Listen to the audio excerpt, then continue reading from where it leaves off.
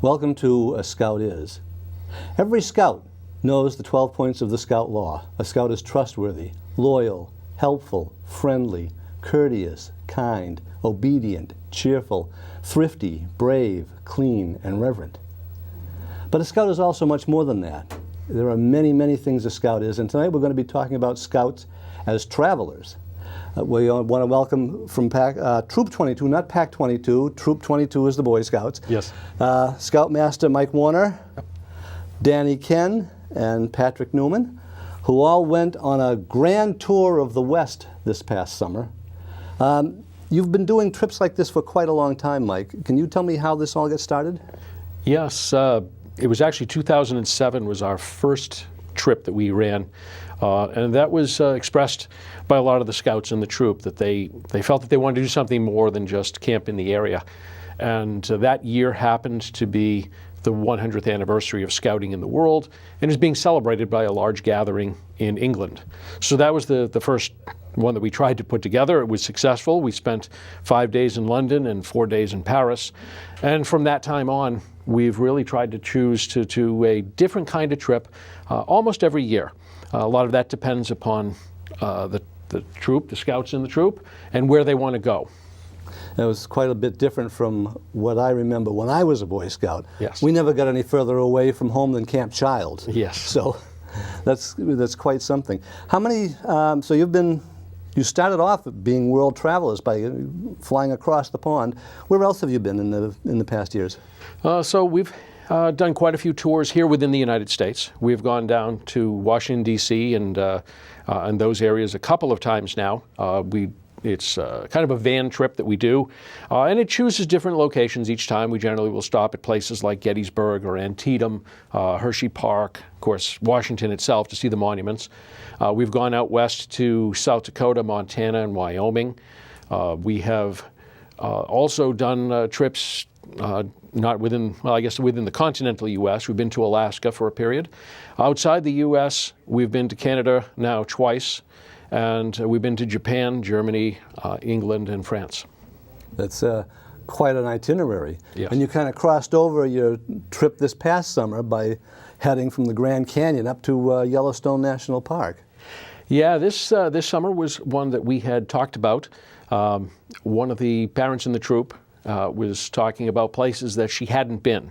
And I said, well, geez, I've never been to those places either. And I talked to Danny, who was our trip leader this year. I said, what do you think we really try and do a trip? And it led us to this idea of if we maybe put a trip together that goes from the Grand Canyon all the way up to Yellowstone. So you're responsible for this trip. Did you put the routing together, Dan? Yeah, I was given kind of like a general layout of what we wanted to do, and we looked for spots, and we worked on where we wanted to go, some cool, interesting places, and kind of put the itinerary together. Yeah, I think you did find some cool, interesting places. Yeah. So tell me, what was your impression when you first walked up to the edge of the Grand Canyon and looked out over it? It's big. It's crazy. Like you can't justify it with pictures. It's something that you have to see for yourself. It's amazing. Yeah, Patrick? Yeah, they call it grand for a reason. Like you walk up there and it's like straight drop. It's impressive. And not only that, but it's a mile down to the bottom. Yeah. I could tell you, when I first did that, walked up to the rim and took a look, I couldn't breathe for about 10 seconds. The scale is something that's difficult to get across. When you hear people say it takes your breath away, that literally did for me. So how long were you at the Grand Canyon? The Grand Canyon specifically, we were only at for like 2 days. 2 days? Yeah. Yeah. Well, with that itinerary, I didn't think you'd be able to stay there that long.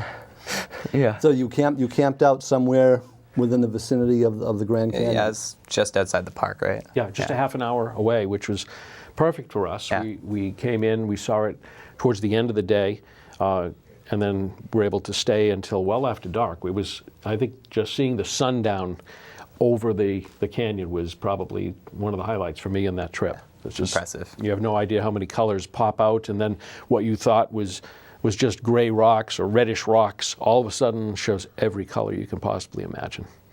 And then after dark, you look up and you have another incredible sight. Yeah, you don't see stars like that here.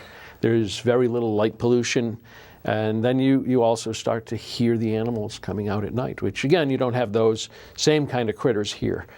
But the sounds they make and just the feeling of that whole place is really amazing. Do you remember that line from the John Denver song, "A shadow from the starlight is softer than a lullaby"? Yes. You really know what he's talking about when you're out there with the stars on a clear night. So did you take a look at the night sky, guys? And Oh yeah, it was. I wish I got more of a chance to. Yeah, it was. You don't. You Tired like you out. said, you don't see a lot of stars here. It was like there's more than you think there are. It does really kind of surprise you. was there anything that impressed you more than another at the Grand Canyon? Any one thing that you remember?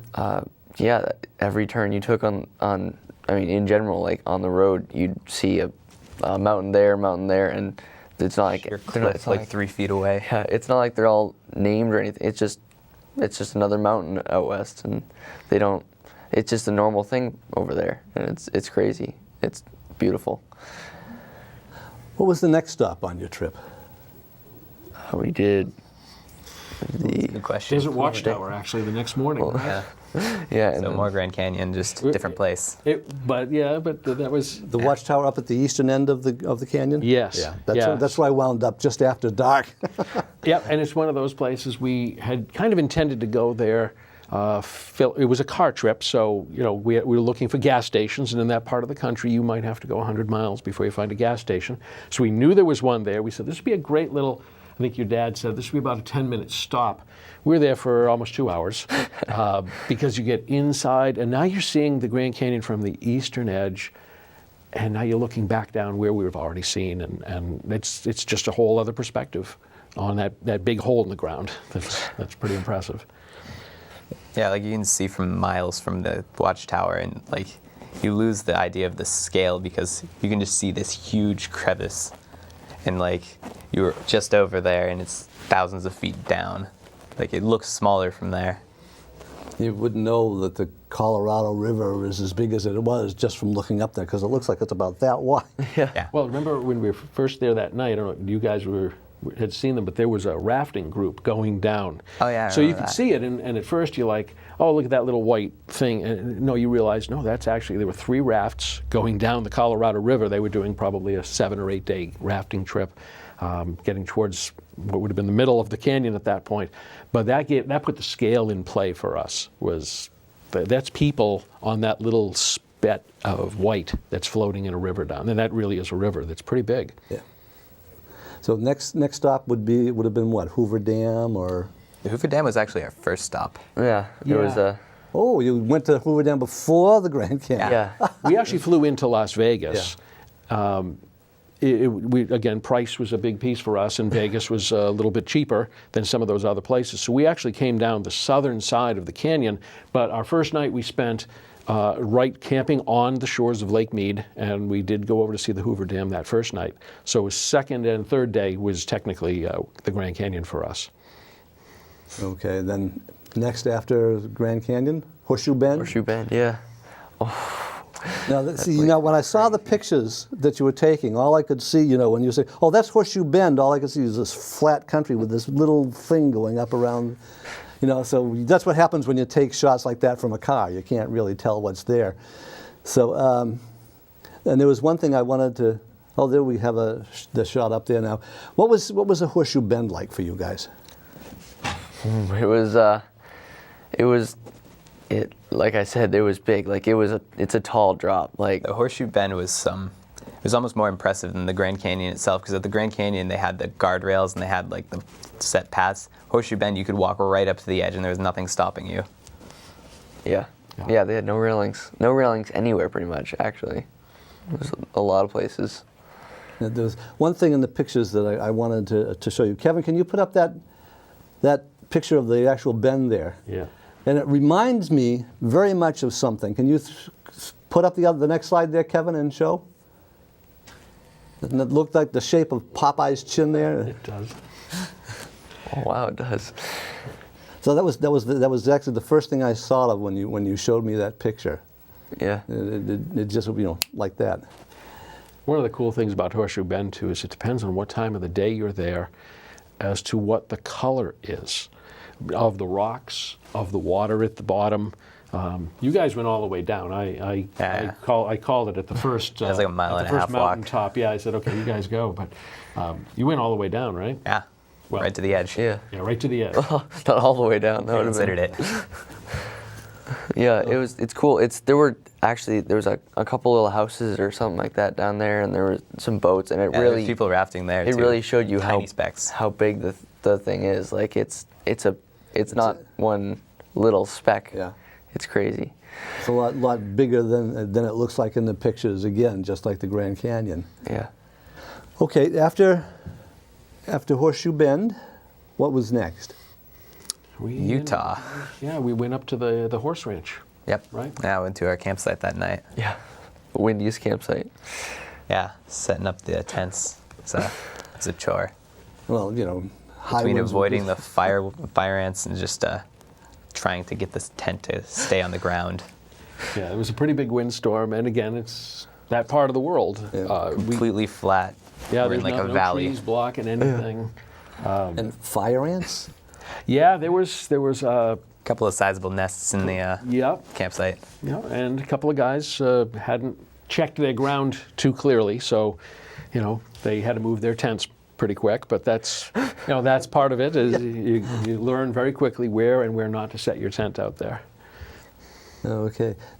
Your next actual stop on your sites of interesting places. Next day, we went up towards Bryce Canyon. Was Yeah. our next big piece. We got a chance to see, I think, probably one of the nicest, most beautiful spots. Whereas the Grand Canyon is just majestic. The size of it and the scale just blows you away. The hoodoos and the deep canyons of Bryce Canyon, I thought were just almost surreal, almost like you're on another planet. And again, the cool thing was we didn't go down into the canyon. That's one of those deals. If you were going to go, you could go for like a week. Yeah. But we had folks that were doing horse trails. Remember that? Yeah.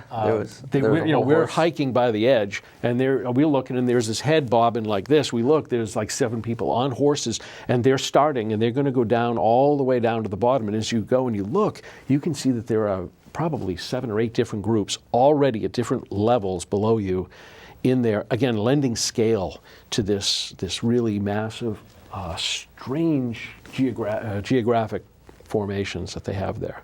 There's a lot of, as I recall from the pictures I've seen since I haven't been there, a lot of the arches. It's north of Arches and Cascades National Park, which is, they got their name because exactly of that. Yeah. But yeah, there was a fair amount of those. But I said the hoodoos, which are basically rock formations that are like you take a pencil and stick it in the ground, but you put a whole bunch of them, and they're rough on the outside, and they're just the weirdest things ever. And that's when you realize that whole part of the world was underwater, millions of years ago. That was the bottom of the ocean, and you're standing, I don't know, hundreds of feet underneath what would have been the surface of the ocean at that time. You're seeing maybe what the bottom of the ocean looks like now in some places. And they call that the high plains too, because 7,000, 8,000 feet of elevation. Entire part of that yeah, I canyon. think we're at 6,000 to 8,000 in there. Yep. So what was it impressed you about Bryce? Anything in particular more than? Well, I mean, it's made by wind, right? It's not a river. It's made differently, and it looks a lot different too. It's not like a straight drop. It's more of a hill. It's still extremely dangerous. You don't want to fall down that, but like it's more of a hill. It's less of a straight down canyon. It's really cool. Yeah. It's like somebody took like whip topping, and some of those areas are like they just tapped it with a spatula. Yeah. Like everyone's heard of the Grand Canyon, and it is impressive, but Bryce Canyon, like I hadn't heard of Bryce Canyon National Park before we went there, and that was probably one of the most impressive parts of the trip. Like it was so unique. I've never seen a landscape like that anywhere else.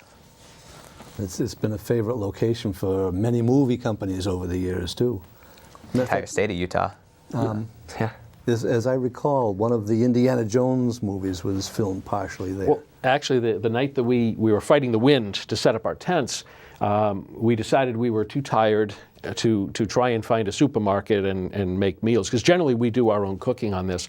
And we decided to go to a place. Do you remember the name of that town?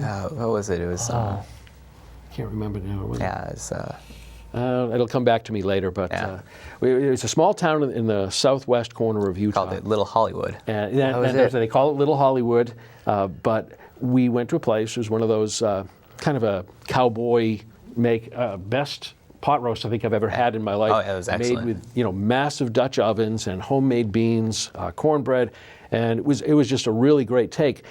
But they told us that, and they had in the back, they had like a museum of things that they had taken out of movies that were all shot in that part of Utah, because it was very inexpensive. So they had like the house from Outlaw Josie Wales with Clint Eastwood was in the back here, and you could walk through and you're like, I've seen this house in this movie and this one. So they had all the sets kind of there. But it was very cool just kind of see that piece. You're there standing where John Wayne and Clint Eastwood shot movies. Okay, what was the next stop now? We went north. Bryce, Yeah. and then Days of driving to get to Grand Teton in Jackson Hole, Wyoming. It was most of a day, about 5.5, 6 hours. We went from Bryce up to through Jackson Hole, which is on the south entrance going into Yellowstone, and Grand Teton National Park is the first one you go to. And again, it was another completely different ecosystem. We went from the long plains of Wyoming, where you're just looking for something, and the next thing you know, you've got forests and mountains with snow on the top, and you're going up and down roads that they must have been, 300-400 feet from the top of the spirally road that you're going down. You're waiting for the logging truck to like take you out on the way down. Yeah. First time going through those passes out in the Rockies can be a little hairy, isn't it? It's a little interesting. All sorts of roads were like just closed, like damaged from last winter. yeah. Yeah, and that's 8 months ago. Well, Yeah. for them, it's probably about 3 months ago. Yeah. We also started to see the wildlife at that point, Yeah. So we were seeing elk. We'd seen a couple of them before that, smelt them a few times. We'd run into some bear, But as we were deer. driving into our campsite that night, there was just a giant elk standing there at the entrance, and we thought it was like a statue or something, Yeah. but then it moved. Well, oh, okay, I guess they Probably in don't the need car. statues. They have a real thing here. Did you hear them trumpeting at all? No, but we did have one night where the elk decided to walk through our campsite, and if you've never smelt elk musk, it is something to wake up to. It's a real clear smell, so we were aware of that. They taste good though. Yeah, they do, they do. Very And good. that was our meal actually that night. We had elk Now we went elk to burger. that night in Jackson Hole. restaurant. And, yeah. So a lot of the guys had never tasted game like that before. Nice opportunity to try something different. They don't call it game for nothing, right? Yeah, they are actually all farm raised for this particular restaurant, but it was still the idea that this is a different thing. This is what people eat in someplace else, just in our own country too. Okay, after Grand Teton was Yellowstone National Park, home of Old Faithful and many other sites as well. Old Faithful is like, it goes on for a long time. Like you don't expect it to go on that long, and you're sitting there and you're waiting, and then all of a sudden it starts going. You're like, oh, that's cool.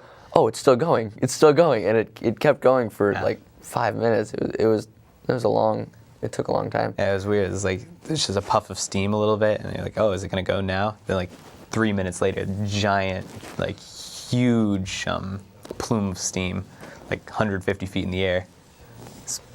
And that's only one of the geysers up in there. Did you see any of the others? As we were walking through the, just some of the like, fields of like, whatever, what are they called? Wells, yeah, like hunt, whatever. We were walking through them, and like a few hundred feet away from us, one of the other geysers that doesn't go off as often went off for like the first time in a couple of months. We were far away from it at the time, but it was pretty cool. You get lucky to see it though. Well, I think we were very lucky. When we decided to do Yellowstone, one of my former scouts, guy Alex Pierce, grew up right here in Whitman too. He's an Eagle Scout, and his job now is he's a guide. He guides all the West. He guides out in Tibet. And when we reached out to him and said, hey, we're going to be out in your area, I had kind of hoped to maybe get together and just say hello to him. He offered his services and spent the entire time we were at Yellowstone. He took it off of work. So when you guys, he took you off the beaten path. Yeah. He took you right through the geyser fields on a walk a couple of times out there. So you get a chance to see that up close and Backtracking just a little bit, but also the day before when we were at Grand Teton, we went backpacking through Grand Teton and saw the bear and all that. Yeah. So tell me the story about the bear. Well, we were just walking, and so a couple of people were in front of us, and we think there's a bear over there. And so a baby bear. Hand on the bear spray. Alex walks over. He's like, takes a look, and he's like, "Oh, I see it. I see it. Okay, everyone stays still." And you have to try and keep people from going to take a look because it's a bear. And so after about 5-10 minutes, he decided we could walk past because the bear was pretty far away. It's a small bear. But when we saw it, it was well, small bear. Well, it was a small for a bear. Year and a half bear, probably about 500 to 600 pounds. Yeah. It's a small bear out there. Which is a little different than an 8-foot grizzly bear that weighs a couple of tons maybe or whatever. Yep, but still 600 pounds is a pretty sizable animal. it's bigger than my husky. That's it. Anything else about Yellowstone that comes to mind? It's there's some geysers that don't go off for thousands of years. And it's weird. They have signs everywhere that say don't throw trash in or don't step off the path because it's you throw trash in some of the things and they'll get clogged up and all the colors go away and you step off. You step off and eaten off by the acid. Yeah, there's some funny pictures with people it's not it's weird how the pictures look but it is you stay on that path and you don't step off that you step off that path and it's pretty dangerous. It can be dangerous.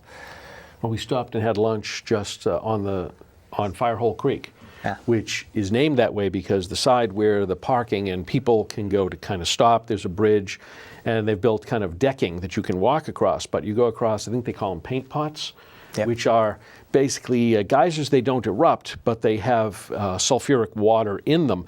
They kind of bubble up a little bit. And they're all colors, Yeah. blues and greens and reds and yellows, all kind of together, which makes it look like a paint pot. But what I thought was cool is while we're standing there looking over this river coming through, and it goes from there all the way down to the Madison, you're seeing the overflow of these paint pots, which is sulfuric-based water, flowing into a regular water. And that's how it got it named, because as it goes in, you're seeing the steam and it's bubbling. And so now you've got water that you could probably drink another, 100 feet up the stream. But right now, I'm not, probably something you wouldn't want to. You can see the whole, there's an edge on the stream where it's just flat rock turned white because of all the acid. All the calcium deposit right there. Another cool thing was some of the paint pods were in the parking lot. You'd go through and there's just caution tape or something like that, and it's walled off. You can't go. You just right there in the middle of the parking lot. So you have to park around it. It's kind of weird. It's fascinating. So we've got geysers, we've got paint pots, how about the mud pits? We didn't actually get to see the mud pits, I don't think. We drove through the parking lot. That was because of the bison traffic jam the next day. Well, you guys were hunting. You wanted to see the bison, and you did find them. Oh yeah. Park. 1 or 2, wasn't it? More like 100 or 200. That's something you don't get to see up close too often. Usually, people raise them and they're way off to the side. It's not something I think I'd want to come up against very closely because they probably have a nastier disposition than the bears. They were huge. They were the size of the vans we were in. Yep. And I think we stopped for about an hour. Because least. you can't toot your horn at them. You can't miles push them. long They're back just up. There's people just sitting there. Yep. People would even just stop their cars and just get out and take There was pictures. one person that didn't sit there. They went around the traffic and I saw get pulled over by the. He got pulled over shortly after. Yeah. Well, they're probably best off for them because the ranger was saying that it's not uncommon for the side of a car to get stove in from the bison. They got the big horns. Yeah, it doesn't. Well, just a little bump is yeah. enough to knock a small truck right over. Wow. You don't understand the strength of something like that. Yeah. That's pretty good eating too. Did you have any bison while you were out there? We tried. Yeah, we tried. We were We didn't get to any though because expensive. it's too expensive and couldn't find it. Yeah. I know of a couple of places in Denver that serve it. In South Dakota, when we went a few years ago, we were right on a bison ranch, so it was very easy to get it there. But yeah, food actually inside of Yellowstone, like most parks, is kind of harder to deal with. So we had to do a lot of our shopping outside of the park and bring the food in with us. And it's, what was it, about an hour and a half, I think, from where we were camping to the nearest store. Oh, I in remember, Jacksonville. yeah. Because So you had to really plan that part. Nothing's close together. No. Well, they've got a lot of space out there. Yeah, they do. Yeah, So- some of it's just the memories of like when we first got into Wyoming, we stopped for lunch and there's this sign for the like Wyoming. It's a straight like highway, miles and miles. You can see it, and it's just like nothing, no cars, just flat. But he was selling that land too. Yeah. We were going to buy it, but we couldn't figure out how to get there again. So how many days was this trip? So officially we started on Saturday, although some folks, I think, Danny, you guys went in We like stayed. 3 or 4 days Yeah. earlier. So, folks might have found their way there, but officially the trip started on Saturday. And ended on then we next ended. Sunday. Yeah, Sunday? Yeah. I think it was. Or Saturday or night. Sunday. Saturday night. Yeah, depending on. We arrived home on Saturday. Right. I mean people- Sunday. Sunday. The flight, we came out of Salt Lake City. Yeah. Which you're at the mercy of whatever the airline has. So, I didn't get home until like 6 in the morning.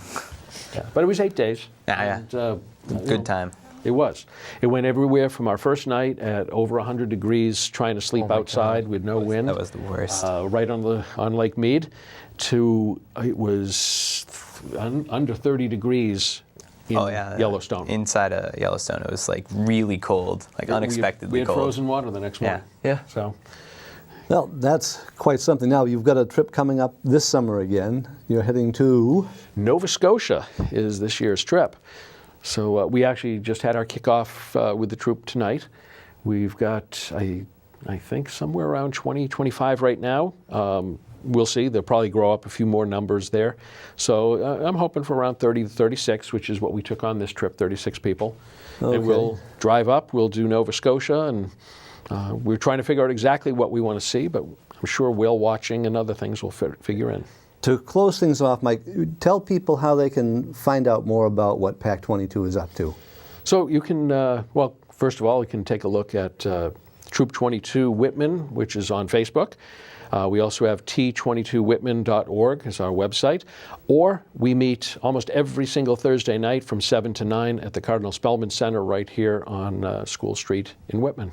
And like Rob Preskin said when we did the Pinewood Derby thing, come on in and watch a meeting. Anytime, come in and visit us and see. We're always happy to have other folks. We have over 50 scouts in the troop. We're one of the biggest troops in the area, and it's because of guys like you and the rest of our troop that they plan these activities. They're not things you're going to do anyplace else. Right. I want to thank you for spending this time with us, talking with our scouts from Troop 22. And we just ask you to keep watching. We'll be having more information coming up on this program for other scouting organizations and what these guys will be doing in the future. So until next time, thank you for watching.